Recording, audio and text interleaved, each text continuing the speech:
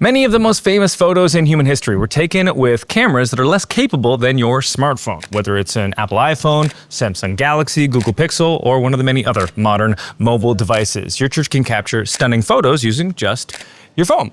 Your smartphone does have limitations though, and if you ignore these, that's how your photos end up looking fine but unremarkable. So we're in Australia right now, welcome. Shortly, we'll be visiting a church in Sydney and a church in Melbourne with just an iPhone and doing a full photo shoot, editing those photos, all to demonstrate that a phone is really all you need. More importantly though, I don't just want to show you that I can do it, but I want to give you the confidence so that you can do it yourself, which is why you'll find a downloadable guide of resources in the description below. There's a visual shot list with diagrams, Lightroom presets, an iPhone camera settings cheat sheet, among other things. That's linked in the description. You'll find that link labeled the Church Smartphone Photography Super Guide. So download that and let's get started.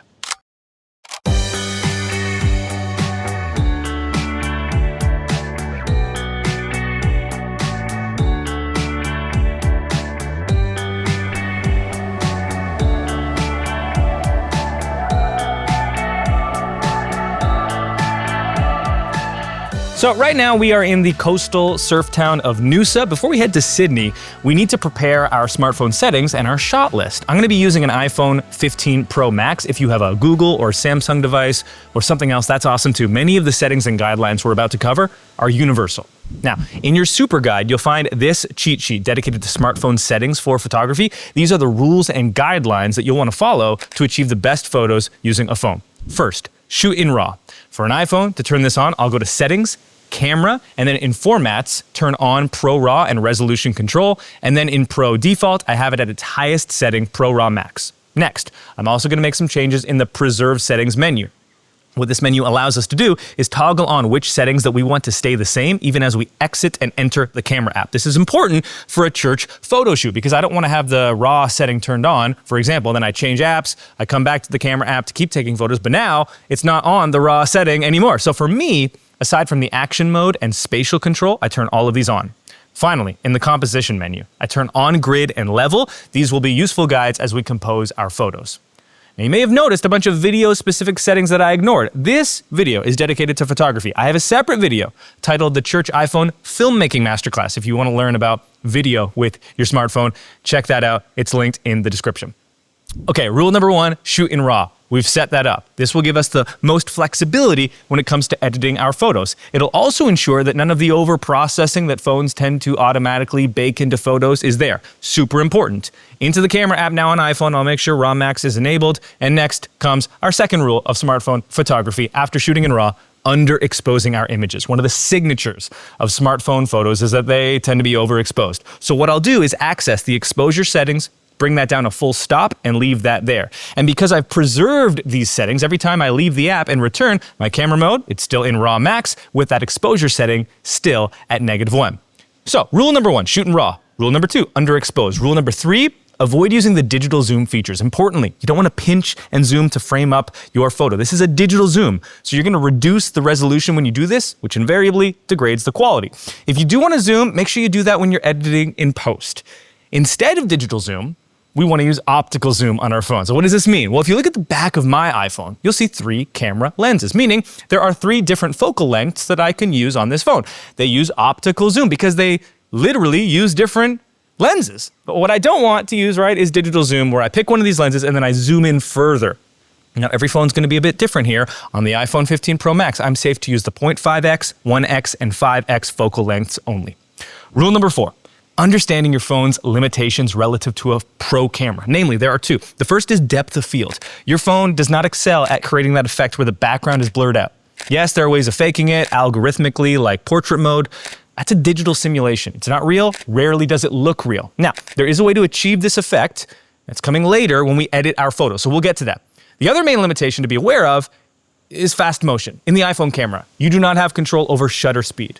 When you're taking a picture of a landscape, that's not going to matter. But when you're wanting to take photos of fast-moving objects, like, I don't know, a drummer on a Sunday morning, you'll end up with photos that have unwanted motion blur. Now, there are apps and other devices that give you complete control over these settings. One of the best reviewed app options for iOS is called Pro Camera. Costs $25. I bought it, did some tests with it. My preference And recommendation is just to use the camera app that comes with your phone. For most people, you'll end up with better photos more predictably this way. Because even if you do unlock shutter speed control, that type of photography is just not the strength of a smartphone. So understand your device's limitations, work with its strengths, and you'll be happier with the photos you get. Which leads us to our final rule, rule number 5, the 5X rule. Simply put, for every 5 photos you take, the objective is that 1 is usable. When you're just getting started, the 10X rule might be more appropriate. Sometimes folks get discouraged when they're working on a new skill or using new tools. Don't expect to have images that are unusable. Expect to take underwhelming photos. Most of them are going to fall in this category. In fact, it's just part of the process.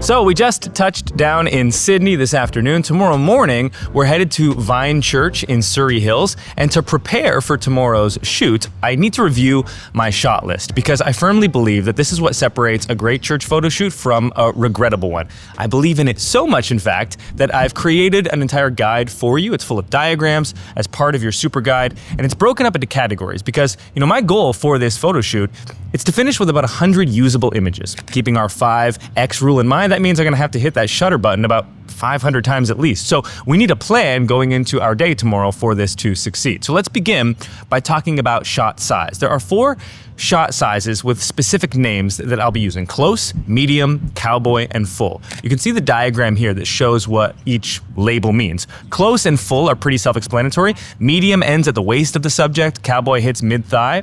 Now that we've defined the size, we can add additional variations onto these. So if I said cowboy center flat, that means cowboy shot size with the subject in the center of the frame with neither an upward nor downward angle. It's just flat.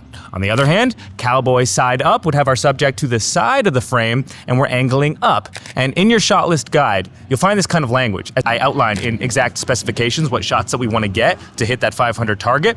The final type of variation is horizontal versus vertical. And for every type of shot, we're going to want both a horizontal and vertical option. So I'm ready. You are? Let's get to work.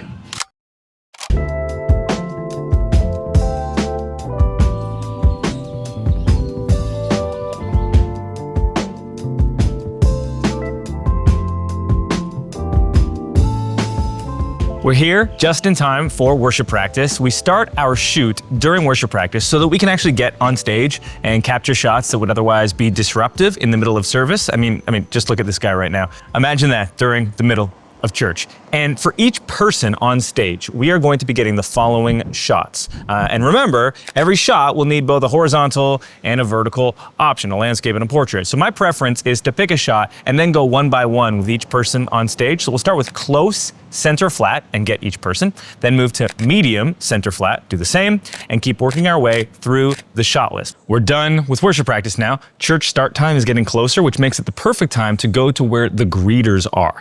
Capturing organic moments at church is what we want above all. And one of the best hacks for accomplishing this is to just hang around the greeters. So here's our shot list for greeters. I'm switching between my different iPhone lenses, 0.5x, 1x, and 5x.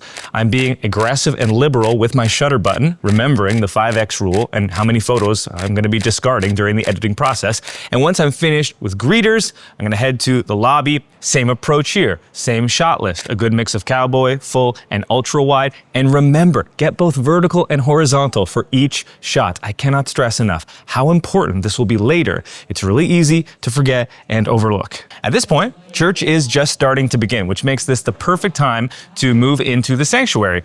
Same shot list here. And again, this is all in the super guide. Make sure that you've downloaded that, take advantage of it. Importantly, I haven't captured the pastor preaching just yet, so I want to get that. After I have captured the pastor, and while they're still preaching, what I'm going to do now is move to my campus shots. And this is just capturing the outside of the church, the inside of the church, different rooms, signage, and then all that's left is detail. We're back in the close shot size now, and we want close-ups of anything of interest around the church. For kids ministry, if you're not comfortable capturing kids, photos of markers or toys or any kids ministry items in this detail category is going to be really useful. And that's it. Church photo shoot is complete. We got a ton of great shots. Before we get to editing, though, let's do this one more time, but at a different church, and talk about some of the mistakes that you're going to want to avoid with your smartphone when you're shooting with it at church. Sydney's been a blast. but they tell me the coffee in Melbourne is better.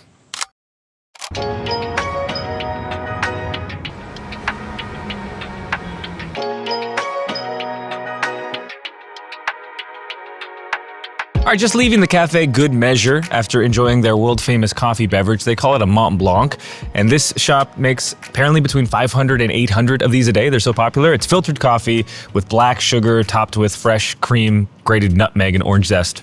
Unreal. Good. Back to photography. Commonly, I will hear pushback from churches, things like, well, my church building doesn't look like that, my congregation doesn't look like that, so our photos are not going to look like that. And you know what? They're right. But that is the point. The purpose of church photography is to capture the organic nature of church life with an emphasis on the people, because the church is the people. And that's why we take photos in the first place, because they're portraits of the image of God in each and every person in our faith communities. And you know what? No other church can replicate what you have. No other church has your people. Now, practically speaking, if you're really not in love with your church's physical location, the best thing that you can do is capture photos during magic hour. This is close to sunrise or sunset. Magic hour gets its name from the soft angelic light that is only available at this time each day when it's clear outside. Everyone looks their best at magic hour. If you're still not loving how your building looks and how your photos have turned out, it's probably because they just need a little bit of love. And that's what editing is for, to take your photos and make them look their best. Before we get to that, we do still need to take some more photos. So let's head to see our new friends at Breakthrough Christian Church. Excellent. May smile. Yeah. Nice.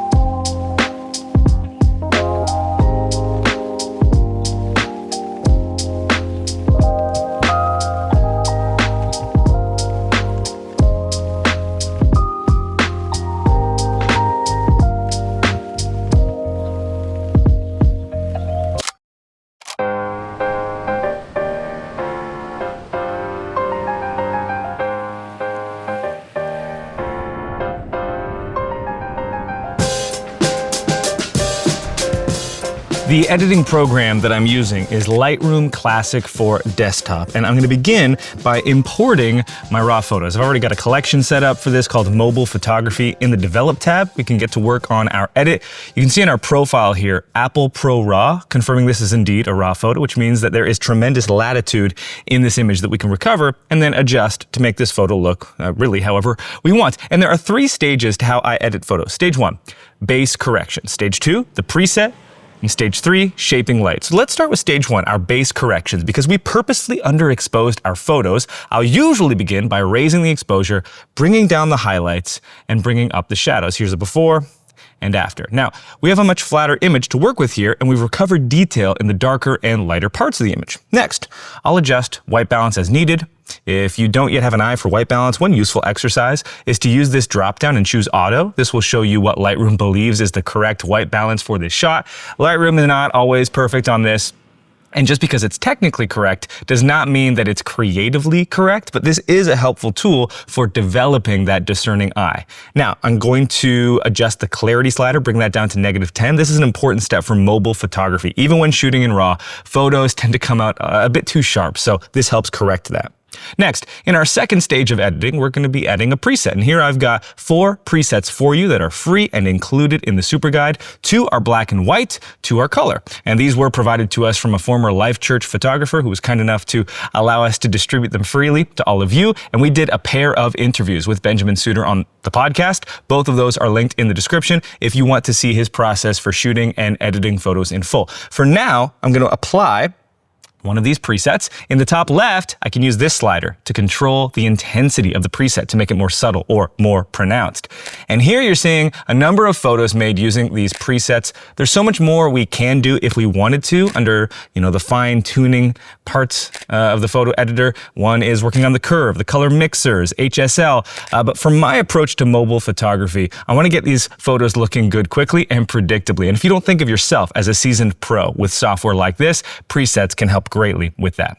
Now, there is one more stage to how I edit in Lightroom. We do base corrections first, then we add a preset. Finally, we need to shape light. And this is the secret sauce that most people overlook with edits. For example, in this image, I want to emphasize the people more. So using the mask tool, I'll select the subject, and now I can control exposure and contrast and clarity and any other attribute on the subject only. Another set of useful tools is the linear gradient and radial gradients, allowing us to create vignettes and shape the light to draw the viewer's eye to the focal point of the image. So here you're seeing a number of before and afters, before we shape the light and after we shape the light. And this is really, a big difference maker in your edits. It's not complex, and it only requires a few seconds of work. Finally, we talked about smartphone limitations, and one of them is shallow depth of field. It's hard to realistically accomplish this using just the phone, but we can simulate it realistically in post using the lens blur tool. In the lens blur dropdown, I'll click apply. The AI will analyze the image to identify the depth and dimension of the shot, and then I can adjust the blur amount using the slider. I can refine the focal range. I can click through the different types of bokeh, the look I prefer, and even boost the bokeh look in the background. Here you can see before and afters of photos with and without the lens blur tool. It's a great workaround for a mobile device limitation.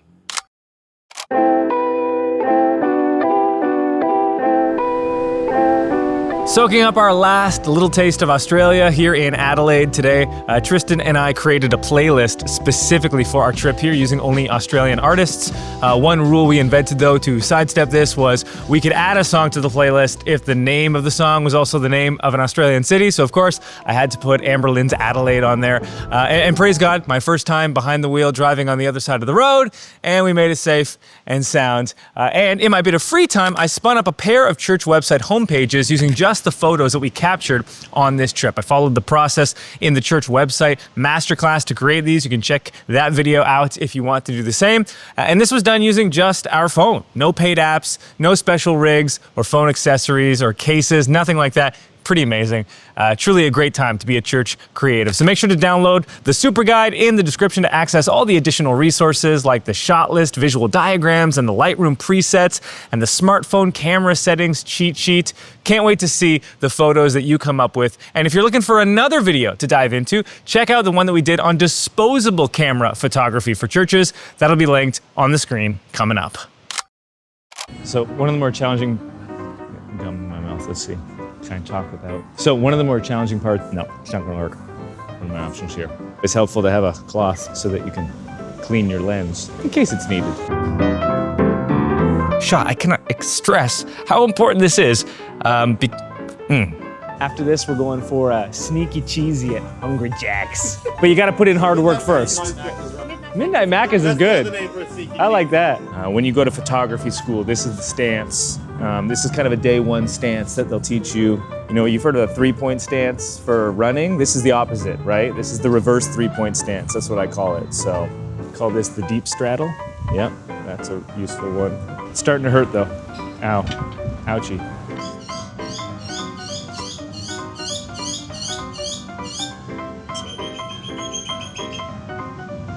The haters, they didn't want me to get this shot. They said he'll never get this shot. Put your phone down for courtesy. Back up. Like, I'm not here to toot my own horn, as we say in Canada. They don't say that in Australia. I'm not here to lift my own hoagie. Wangle your own bangle. I'm not here to wangle my own bangle. No phones in church. This is not what you think. I guess I have to swallow this gum. I really don't like to swallow gum. What's wrong with it, Yeah, I know, but... It's better than that. No, obviously not.